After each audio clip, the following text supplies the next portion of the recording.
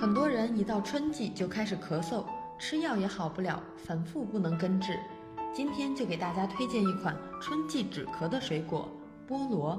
也许你会惊讶，只听过枇杷和梨止咳效果好，难道菠萝也能止咳？发烧、咳嗽、嗓子疼，都是感冒最明显的症状。菠萝有降温的作用，并能有效地保护支气管。自古以来，人们就常常凭借菠萝中含有的菠萝蛋白酶来舒缓嗓子疼和咳嗽的症状。新鲜的菠萝汁还能有效预防支气管炎。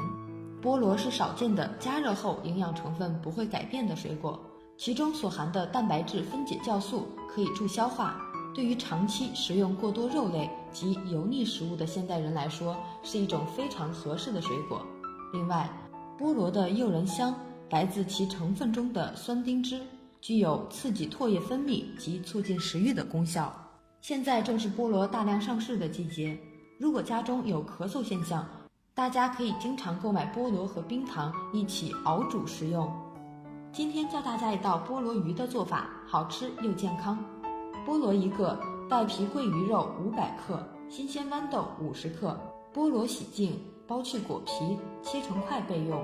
鱼肉洗净，在一面切十字花刀后，切成方块备用。豌豆洗净，放入锅中煮烂，将鱼肉放入碗中，加入精盐、料酒拌匀，再加入湿淀粉抓匀，然后沾上干淀粉，使花刀分开。热锅加入花生油，下一块炸透，然后捞出。另取锅放火上，加适量花生油并烧热，下葱、姜、蒜及菠萝块、青豌豆烧炒，再放入白糖、料酒、精盐、味精和水煮沸，以湿淀粉勾芡，可以根据口味加一些番茄酱。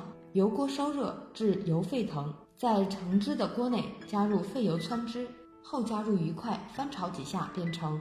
具有补气养血、健脾益胃的功效，适用于气血虚弱、胃弱食少、脾虚泄泻等病症。